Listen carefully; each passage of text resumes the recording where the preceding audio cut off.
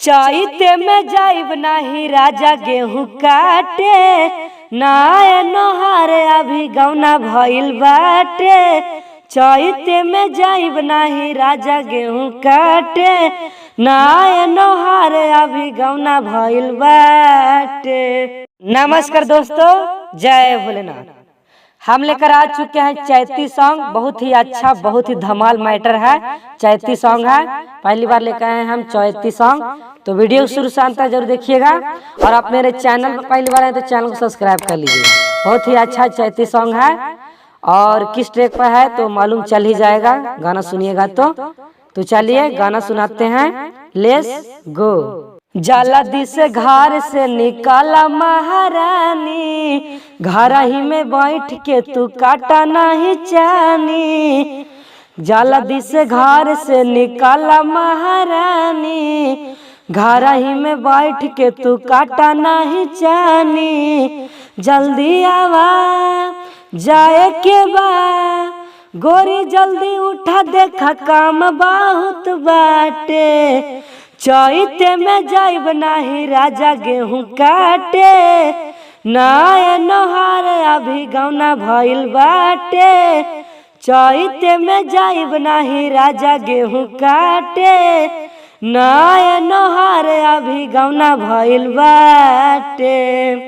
कैसा लगा? अच्छा लगा तो लाइक कीजिए और आगे सुनिए, बहुत ही अच्छा। तो चलिए सुनते हैं। जा बजाई बुना काटे का तू खाई बुन हो, जल्दी चला तू खेते पछताई बुन हो। गेहूं काटे नया वेला राजा जी, हसुआ पकड़े नया वेला राजा जी। सीखी जैबू चला जल्दी, यही रहनिया पलगिले हम डाटे। चैते में जाइब नाही राजा गेहूं काटे, नाय नोहार अभी गौना भइल बाटे। चैते में जाइब नाही राजा गेहूं काटे, नाय नोहार अभी गौना भइल बाटे। अच्छा लगा तो लाइक कीजिए। बावे चैत के महीना यह कुल हो खेलानु हो, आवा चला हमारा संगे कटनी हो खेलानु हो। रोहित शर्मा के ले जाना राजा जी, सोनू देवरा के ले जाना राजा जी। जब हम कहिले हम लागेलू तुहाटे।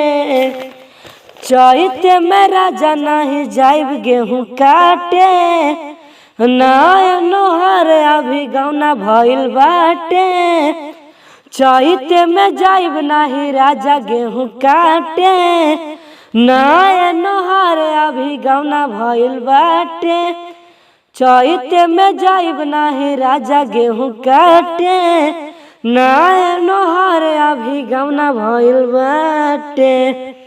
यह गाना कैसा लगा? जैसा भी लगा हो कमेंट बॉक्स में जरूर बताइए कि आपको यह गाना कैसा लगा।